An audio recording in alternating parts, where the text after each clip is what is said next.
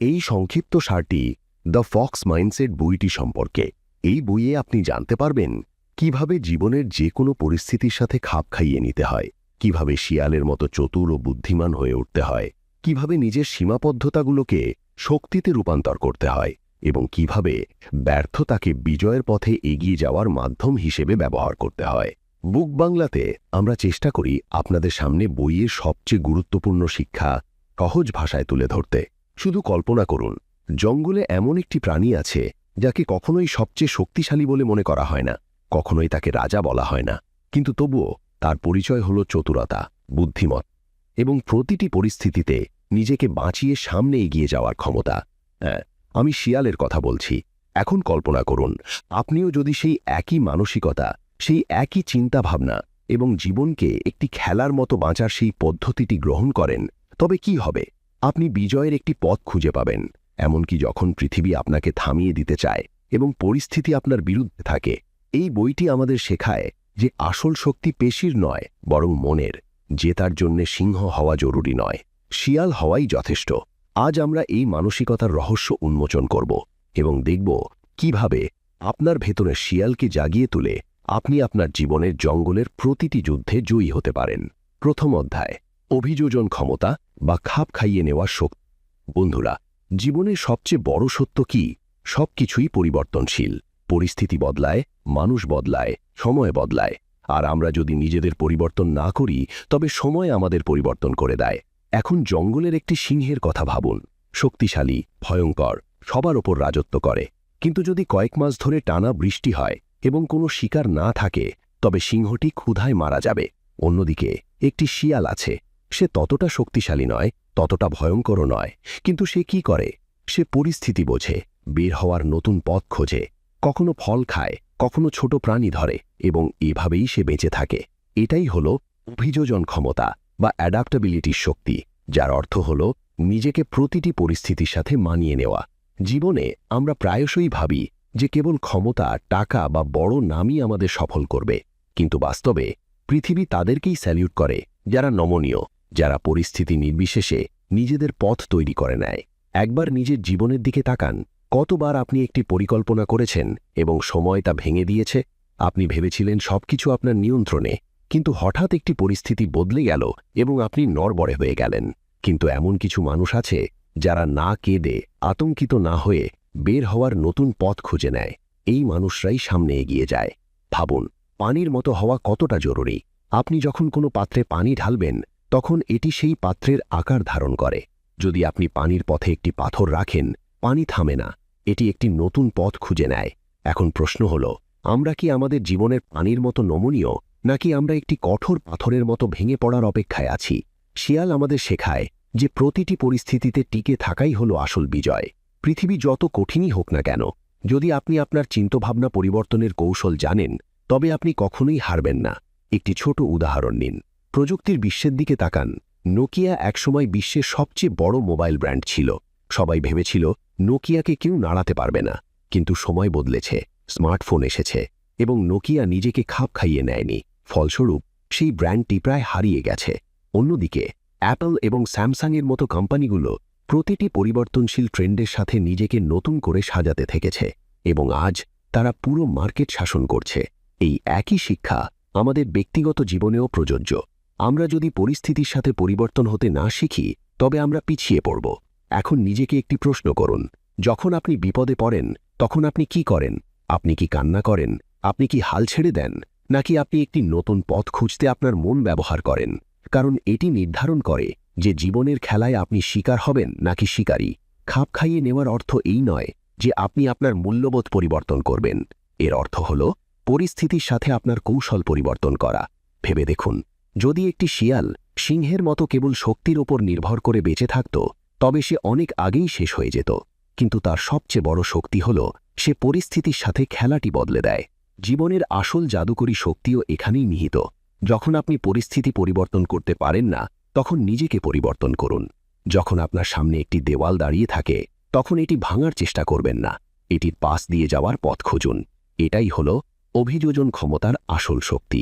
দ্বিতীয় অধ্যায়, সীমাবদ্ধতাকে হার মানানো। বন্ধুরা, আমাদের সবার জীবনে একটি সাধারণ বিষয় রয়েছে, সীমাবদ্ধতা, কখনো টাকার অভাব, কখনো সম্পদের অভাব, কখনো মানুষের সমর্থনের অভাব, কখনো আমাদের নিজেদের আত্মবিশ্বাসের অভাব। আর সত্যি বলতে কি, জীবন সবসময় আমাদের এটি অনুভব করায় যে আপনার কাছে এটি নেই, তাই আপনি সামনে এগোতে পারবেন না। কিন্তু আসলেই কি তাই? এটা কি সত্য যে কেবল তারাই জেতে যাদের সবকিছু প্রস্তুত থাকে? যদি তাই হতো, তাহলে পৃথিবীর সবচেয়ে বড় পরিবর্তনগুলো কখনোই ঘটত না। শিয়ালের দিকে তাকান। সে জঙ্গলে সবচেয়ে দ্রুতগামীও নয় বা সবচেয়ে শক্তিশালীও নয়। তার সিংহের মতো গর্জন নেই, কিন্তু তবুও যখন সে ক্ষুধার্ত থাকে সে তার শিকার ধরে। সে কখনোই সরাসরি লড়াই করে যেতে না, সে তার মন বা বুদ্ধি ব্যবহার করে যেতে। একেই বলে সীমাবদ্ধতাকে টেক্কা দেওয়া বা আউটস্মার্টিং লিমিটেশনস, অর্থাৎ আপনার দুর্বলতাকে শক্তিতে রূপান্তর করা। এখন আপনার নিজের জীবনের গল্পের কথা ভাবুন। কতবার আপনি আপনার স্বপ্নগুলো ছেড়ে দিয়েছেন কারণ আপনার কাছে সম্পদ বা রিসোর্স ছিল না? কতবার আপনি নিজেকে থামিয়ে দিয়েছেন কারণ আপনার মনে হয়েছে যে অন্যদের যা আছে আপনার তা নেই? কিন্তু আসল খেলাটি ঠিক সেখানেই শুরু হয় যেখানে কোনো সংস্থান নেই এবং মনের ব্যবহার শুরু হয়। ভেবে দেখুন, যদি কোনো দরিদ্র ছেলে বড় স্কুল বা ভালো সুবিধা ছাড়াই লাইব্রেরি থেকে পুরনো বই পড়ে উচ্চপদস্থ অর্থকর্তা হয়, তাহলে কি তার সীমাবদ্ধতা ছিল না? হ্যাঁ, ছিল। কিন্তু সে তার সৃজনশীলতা দিয়ে সেই সীমাবদ্ধতাগুলোকে জয় করেছে। সীমাবদ্ধতাগুলো আমাদের থামাতে আসে না, তারা আমাদের চ্যালেঞ্জ করে। তারা দেখে আমরা কতটা চতুর, এবং এই চতুরতাই হল শিয়ালের আসল শক্তি। আসুন একটি উদাহরণ নেওয়া যাক। ধরুন, আপনাকে একটি উঁচু দেওয়ালের অপর পাশে যেতে হবে। আপনি যদি সিংহ হতেন তবে সম্ভবত আপনি এটি ভাঙার চেষ্টা করতেন। কিন্তু একটি শিয়াল কি করবে? সে দেওয়ালের পাশ দিয়ে হাঁটবে। সে এতে ছোট ফাটল খুঁজবে বা এমন একটি পথ খুঁজে বের করবে যা অন্যদের নজরে আসেনি, এবং অবশেষে সে দেওয়ালের অপর পাশে চলে যাবে। কারণ আসল বিজয় শক্তি দিয়ে নয়, মন দিয়ে অর্জিত হয়। এখন প্রশ্ন হল, আমরা কি আমাদের সীমাবদ্ধতাগুলোকে এভাবে দেখি, নাকি আমরা সেগুলোকে হাল ছেড়ে দেওয়ার এবং সহজ পথ বেছে নেওয়ার অজুহাত বানাই? জীবনে সবসময় কিছু না কিছুর অভাব থাকবেই। হতে পারে তা সময়, স্বাস্থ্য, টাকা বা সম্পর্ক। কিন্তু আমরা যদি প্রতিটি অভাবকে অজুহাত বানাই, তবে আমরা কখনোই সামনে এগোতে পারব না। আমাদের শিখতে হবে কিভাবে আমাদের সীমাবদ্ধতাগুলোকে খেলার অংশ বানাতে হয় এবং সেগুলোকে হারাতে হয়। লক্ষ্য করুন, বিশ্বের প্রতিটি সফল ব্যক্তি সীমাবদ্ধতা নিয়েই তাদের যাত্রা শুরু করেছিলেন। কারো টাকা ছিল না, কারো পরিচিতি ছিল না, এবং কাউকে সমাজ মেনে নেয়নি। কিন্তু একমাত্র পার্থক্য ছিল যে তারা সেই সীমাবদ্ধতাগুলোকে অজুহাত বানায়নি, তারা সেগুলোকে চ্যালেঞ্জ হিসেবে নিয়েছিল। মনে রাখবেন, সীমাবদ্ধতা মানে শেষ নয়। সীমাবদ্ধতা শুধু জিজ্ঞাসা করে, আপনি কি বাকিদের থেকে ভিন্নভাবে চিন্তা করতে পারেন? ঠিক যেমন শিয়াল চিন্তা করে। যদি জঙ্গলের বড় প্রাণীরা শিকার ধরে, তবে সে ছোট অবশিষ্টাংশ খেয়েই বেঁচে থাকে। যদি সিংহ দিনে ঘুরে বেড়ায়, তবে সে রাতে বের হয়। এটাই হলো কৌশল বা স্ট্র্যাটেজি, এটাই হলো চতুরতা। এখন আবার আপনার জীবনের দিকে তাকান। কোন জিনিসগুলো আপনাকে থামাচ্ছে? টাকা, সময়, সমর্থন, আত্মবিশ্বাস? এবং ভাবুন, এই সীমাবদ্ধতাগুলো কি সত্যিই আপনাকে থামানোর জন্য যথেষ্ট বড়, নাকি তারা আপনাকে একটি নতুন পথ খুঁজতে আপনার মন ব্যবহার করতে বাধ্য করছে? ভাবুন, আপনি যদি প্রতিটি সীমাবদ্ধতাকে একটি চ্যালেঞ্জ হিসেবে দেখা শুরু করেন, যদি আপনি প্রতিটি অভাবকে আপনার সৃজনশীলতা দিয়ে পূরণ করা শুরু করেন, তবে আপনার জীবনে কত দরজা খুলে যাবে। সর্বোপরি, শিয়াল আমাদের এটাই শেখায়, যখন সম্পদ কম থাকে তখন মন বেশি ব্যবহার করুন, যখন পথ বন্ধ থাকে তখন নতুন পথ খুঁজুন, এবং যখন পৃথিবী বলে আপনি পারবেন না, তখন কেবল নীরবে হাসুন এবং তাদের ভুল প্রমাণ করুন। কারণ সীমাবদ্ধতা কেবল একটি বিভ্রান্তি, যে এর বাইরে যায় সেই আসল বিজয়ী হয়। তৃতীয় অধ্যায়, অস্ত্র হিসেবে কৌতূহল। বন্ধুরা, আপনারা কি লক্ষ্য করেছেন, জীবনে সব বিষয়ে প্রশ্ন করে, এটা কেন হয়, এটা কিভাবে কাজ করে, এটা হলে কি হবে? তাদের চোখে সবসময় একটা ঝিলিক থাকে, কারণ তাদের কৌতূহল জীবন্ত। কিন্তু আমরা যখন বড় হই, সমাজ আমাদের শেখায় বেশি প্রশ্ন না করতে। সবাই যা করে তাই করো, এবং ধীরে ধীরে আমাদের কৌতূহল চাপা পড়ে যায়। কিন্তু সত্য হল, পৃথিবীর সবচেয়ে বড় অস্ত্র, সবচেয়ে বড় শক্তি হল কৌতূহল। শিয়ালের গল্পের কথা ভাবুন। তার কোনো শক্তি নেই, তার গতিও খুব বেশি নয়, কিন্তু তার একটি জিনিস আছে, তার তীব্র কৌতূহল। যখন সে জঙ্গলে হাঁটে, তার মনোযোগ প্রতিটি শব্দ, প্রতিটি গন্ধ, প্রতিটি নড়াচড়ার দিকে যায়। সে পর্যবেক্ষণ করে, সে শেখে এবং তারপর সেই জ্ঞান তার বেঁচে থাকার জন্য ব্যবহার করে। মানে কৌতূহলই তার কৌশল। জীবনও ঠিক এমনই। আপনি যদি কেবল তাই করতে থাকেন যা সবাই করছে, তবে আপনি সেখানেই থাকবেন যেখানে সবাই আছে। কিন্তু আপনি যদি প্রশ্ন করা শুরু করেন, এটা কি ভিন্নভাবে করা যেতে পারে? কোনো গোপন পথ কি আছে? আমি কি ভিন্ন দৃষ্টিকোণ থেকে এটি দেখতে পারি? ঠিক সেখান থেকেই আসল অগ্রগতি শুরু হয়। কৌতূহল কেবল জ্ঞান অর্জনের উপায় নয়, বরং এটি এমন একটি অস্ত্র যা আপনাকে প্রতিটি পরিস্থিতিতে একটি নতুন পথ দেখায়। ভেবে দেখুন, যদি পারভেজ এই প্রশ্নটি না করতেন, অন্ধকার কি আলো দিয়ে প্রতিস্থাপন করা যেতে পারে, তবে পৃথিবী হয়তো আজও অন্ধকারে থাকত। যদি হাসান ভাইদের কৌতূহল না থাকত, মানুষ কি আকাশে উড়তে পারে? তবে উড়োজাহাজের স্বপ্ন কখনোই সত্যি হতো না। কৌতূহল আপনাকে সাধারণ থেকে অসাধারণে পরিণত করে। এখন আপনার জীবনের দিকে তাকান।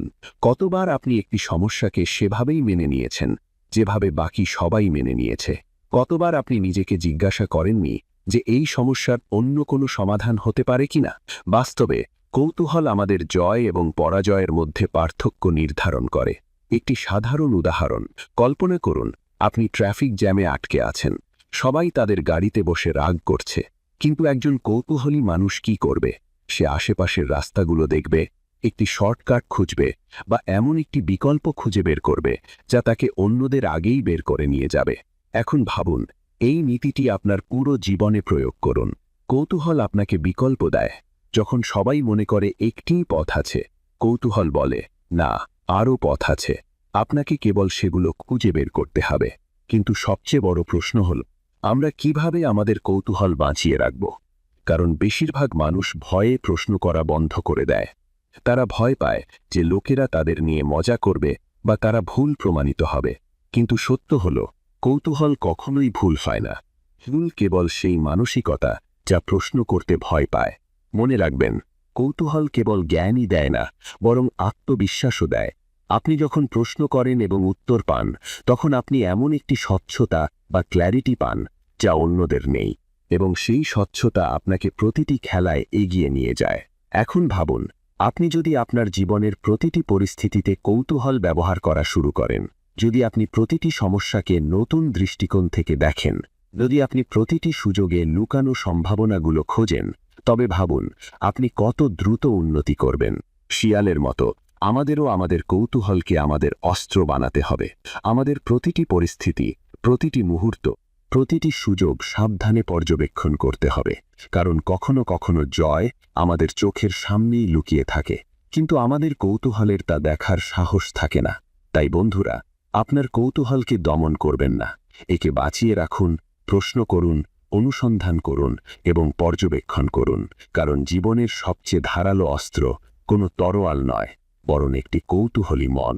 চতুর্থ অধ্যায়, কৌশলগত ধৈর্য। বন্ধুরা, আপনারা কি কখনো লক্ষ্য করেছেন জীবনে সবচেয়ে কঠিন কাজ কোনটি? দৌড়ানো নয়, কঠোর পরিশ্রম করা নয়, এমনকি লড়াই করাও নয়। সবচেয়ে কঠিন কাজ হল অপেক্ষা করা। কারণ অপেক্ষা করার সময় আমাদের মন অস্থির হয়ে ওঠে। আমাদের মনে হয় এখনই ব্যবস্থা নেওয়া দরকার, এখনই ফলাফল পেতে হবে, এখনই সবকিছু পরিবর্তন হওয়া উচিত। কিন্তু আসল খেলা তখনই হয় যখন আমরা জানি সঠিক সময়ের জন্য কিভাবে অপেক্ষা করতে হয়। জঙ্গলে একটি সিংহ তার শক্তি দেখিয়ে শিকার করে, কিন্তু শিয়ালের ধৈর্য আছে। সে জানে প্রতিটি সুযোগে আঘাত করা উচিত নয়। কখনো কখনো কেবল পর্যবেক্ষণ করা, চুপ থাকা এবং সঠিক সময়ের জন্য অপেক্ষা করা উচিত। এবং যখন সেই সময় আসে, শিয়ালের আঘাত এতটাই নিখুঁত হয় যে শিকার পালাতে পারে না। এটাই কৌশলগত ধৈর্য। ধৈর্য মানে কেবল চুপচাপ বসে থাকা নয়, বরং সঠিক কৌশলের সাথে অপেক্ষা করা। ভেবে দেখুন, আমাদের জীবন কতবার এমন পরিস্থিতির মধ্যে দিয়ে যায়। আমরা সবকিছু তাৎক্ষণিক চাই, দ্রুত টাকা, দ্রুত সাফল্য, দ্রুত স্বীকৃতি। আমরা দৌড়াই, আমরা তাড়া করি, আমরা শর্টকাট খুঁজি। কিন্তু যারা আসল বিজয়ী হয় তারা জানে যে প্রতিটি বীজ গাছ হতে সময় নেয়। আপনি যদি আজ একটি বীজ রোপণ করেন, তবে আপনি আগামীকাল ফল পাবেন না।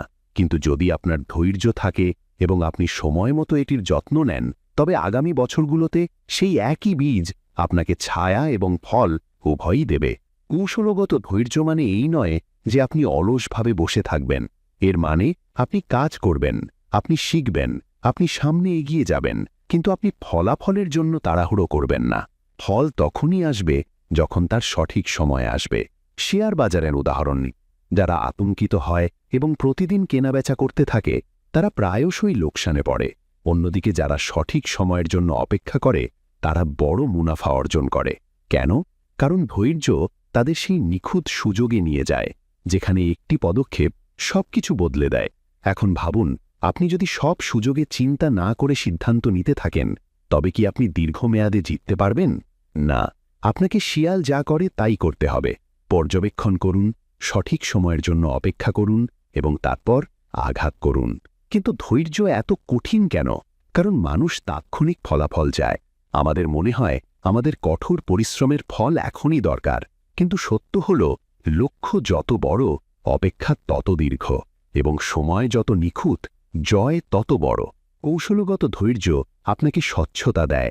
আপনি যখন তাড়াহুড়ো করেন না তখন আপনার মন শান্ত থাকে, এবং একটি শান্ত মন সর্বদা সঠিক সিদ্ধান্ত নেয়। ভেবে দেখুন, আপনি যদি সব জায়গায় দৌড়াতে থাকেন তবে আপনি সব জায়গায় হোঁচট খাবেন, কিন্তু আপনি যদি কিছুক্ষণ থামেন, দেখেন, বোঝেন এবং বিশ্লেষণ করেন তবে সেই একই ধৈর্য আপনাকে শর্টকাটের চেয়ে দ্রুত আপনার গন্তব্যে নিয়ে যাবে। শিয়াল আমাদের এটাই শেখায়। সে জানে যে প্রতিটি দিন শিকারের দিন নয়। কখনো কখনো ক্ষুধার্ত থাকা ভালো সেই সুযোগে আঘাত করার চেয়ে যেখানে জয় নিশ্চিত নয়। সে অপেক্ষা করে, এবং যখন সময় সঠিক হয় তার একটি পদক্ষেপ পুরো খেলাটি বদলে দেয়। এখন আপনার জীবনের দিকে তাকান। কতবার আপনি তাড়াহুড়ো করে সিদ্ধান্ত নেওয়ার জন্য অনুশোচনা করেছেন, এবং কতবার যখন আপনার ধৈর্য ছিল বিষয়গুলো স্বয়ংক্রিয়ভাবে আপনার পক্ষে ঘুরে গেছে। এটাই পার্থক্য। ধৈর্য সাফল্যকে আপনার জন্য সহজ করে তোলে। পঞ্চম অধ্যায়, ব্যর্থতাকে ফাঁদে পরিণত করা। বন্ধুরা, আমি আপনাদের একটি প্রশ্ন করি। আপনি যখন হেরে যান তখন আপনার মনে প্রথম কোন চিন্তাটি আসে? রাগ, লজ্জা, নাকি লোকে কি বলবে সেই ভয়? আমরা সবাই কোনো না কোনো সময় ব্যর্থতার স্বাদ পেয়েছি। পরীক্ষায় ফেল করা, চাকরিতে প্রত্যাখ্যাত হওয়া, ব্যবসায় লোকসান বা সম্পর্কে বিচ্ছেদ, এবং সেই সময় মনে হয় যেন সব কিছু শেষ হয়ে গেছে। কিন্তু আপনি কি কখনো ভেবেছেন যে সেই পরাজয়ের পেছনেই আসল জয়ের পথ লুকিয়ে আছে? জঙ্গলের শিয়ালের দিকে তাকান। এমন নয় যে শিকার করার প্রতিটি প্রচেষ্টা সফল হবে। কখনো কখনো সে ব্যর্থ হয়, কখনো কখনো শিকার পালিয়ে যায়, এবং কখনো কখনো পরিস্থিতি তার বিরুদ্ধে থাকে। কিন্তু শিয়াল হাল ছেড়ে বসে থাকে না। সে প্রতিটি ব্যর্থতা থেকে শিক্ষা নেয়। সে পর্যবেক্ষণ করে ভুল কোথায় ছিল, শিকার কিভাবে পালালো, এবং পরের বার সে সেই একই ভুলকে তার ফাঁদ বানায়। অর্থাৎ সে তার পরাজয়কে তার কৌশলের একটি অংশ বানায়। এখন ভাবুন, আমরাও যদি আমাদের জীবনের প্রতিটি ব্যর্থতাকে ফাঁদের মতো ব্যবহার করতে শিখি তবে কি আমরা কখনো হারব? কারণ সত্য হল, ব্যর্থতা শেষ নয়। ব্যর্থতা কেবল একটি লুকানো শিক্ষা। যে বোঝে সে সামনে এগিয়ে যায়। ভেবে দেখুন, শাহবাজ বাল্ব তৈরি করতে 1000 বার ব্যর্থ হয়েছিলেন, কিন্তু তিনি প্রতিটি ব্যর্থতাকে ফাঁদ হিসাবে ব্যবহার করেছিলেন। প্রতিবার তিনি বুঝতে পেরেছিলেন কোন পদ্ধতিটি কাজ করবে না, এবং অবশেষে সেই যাত্রা পৃথিবীকে আলো দিয়েছে। তাই ব্যর্থতা তার শত্রু ছিল না, বরং তার সবচেয়ে বড় শিক্ষক ছিল। আমাদের জীবনেও প্রতিটি ব্যর্থতা আমাদের কিছু না কিছু শেখায়। সমস্যা হলো আমরা সেই শিক্ষাটি দেখি না। আমরা ব্যর্থতাকে শেষ বিন্দু মনে করি, যেখানে বাস্তবে এটি কেবল একটি বাঁক। কল্পনা করুন, আপনি একটি পথে হাঁটছেন এবং হঠাৎ পথটি বন্ধ হয়ে গেল। এটা কি ব্যর্থতা? হ্যাঁ, হয়তো সেই পথের জন্য। কিন্তু আপনি যদি খুব কাছ থেকে দেখেন, হয়তো ঠিক তার পাশেই একটি ছোট নতুন পথ খুলে গেছে, যা আপনাকে গন্তব্যে দ্রুত নিয়ে যাবে। এখন প্রশ্ন হল, আপনি কি দেওয়ালের সামনে কাঁদবেন নাকি নতুন পথ খুঁজবেন? ব্যর্থতা আমাদের থামাতে আসে না, তারা আমাদের একটি নতুন দিক দেখাতে আসে।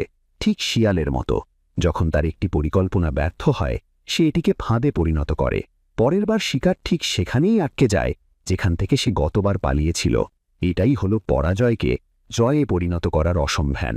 এখন আপনার জীবনের দিকে তাকান। কোন ব্যর্থতা আপনাকে সবচেয়ে বেশি আঘাত করেছে? পরীক্ষা, ব্যবসা, সম্পর্ক? এবং এখন ভাবুন, যদি সেই ব্যর্থতা আপনাকে নতুন পথে হাঁটতে বাধ্য না করত তবে সম্ভবত আপনি আজ যেখানে আছেন সেখানে থাকতেন না। ব্যর্থতা আসলে লুকানো ফাঁদ, তারা আমাদের কমফোর্ট জোন থেকে বেরিয়ে নতুন কিছু করতে বাধ্য করে। যদি তারা না থাকত তবে হয়তো আমরা সবসময় সাধারণই থেকে যেতাম। মনে রাখবেন, ব্যর্থতা কেবল দুটি জিনিস করে, হয় এটি আপনাকে ভেঙে দেয় অথবা এটি আপনাকে আরও শক্তিশালী করে তোলে। এবং এই পছন্দটি আপনার হাতে।